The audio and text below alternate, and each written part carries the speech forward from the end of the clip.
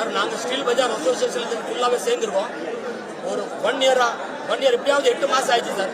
GST car மொத்தம் 10 பேர் ஒரு கடைக்கு ஏறுறாங்க. வீட்டுல கூட வர்றாங்க, காலையில 5 மணி வர்றாங்க, லேடிஸ் கட்டுறாங்க, நகை கேட்கறாங்க, என்ன நகை வச்சிருக்க அந்த மாதிரி டார்ச்சர் பண்றாங்க. கடை அதே மாதிரி வராங்க, ஃபேக்டரி அதே மாதிரி வராங்க. வந்துட்டு மொத்த டீடைல் கேட்கறாங்க. டீடைல் இல்லைன்னு கூட நீங்க எவ்வளவு நம்பர் 2 டீச்சர்ஸ் பண்ணிருக்கீங்க, மொத்த டீடைல் எங்க கையில இருக்குதுன்னு சொல்லிட்டு மீட்டுறாங்க. அப்புறம் கரெக்டா ஒரு 2 மணி வந்துட்டு நைட் 2 மணி வரைக்கும் உட்காந்துட்டு கரெக்டா போயிடுறாங்க. 2 நாள் 3 நாள் கழிச்சு வந்துட்டு கிளைமுக்கு காசு கேட்கறாங்க. காசு கேட்கும் போது 1 கோடி 2 கோடி கேட்கறாங்க. எப்படி கேக்குறாங்க? அந்த 1 கோடி 2 கோடி எதுக்கு கேக்குறாங்க? நீங்க செட்டில்மெண்ட் பண்ணுங்க, நீங்க நம்பர் 2 ஃப்ராட் பண்றீங்க சொல்லிட்டு ஃப்ராட் பண்றீங்க. ஜிஎஸ்டி ஃப்ராட் பண்றீங்க. ஜிஎஸ்டி வந்து நம்ம அமௌண்ட் கரெக்டா கட்டிட்டு தானே வரும், கட்டிட்டு தான் வரும். அப்படியே அவங்க 1 கோடி சார் மேட்றாங்க. நீங்க நம்பர் 2 மக்கள் எல்லாம் பயந்துட்டு காசு கொடுத்துறாங்க.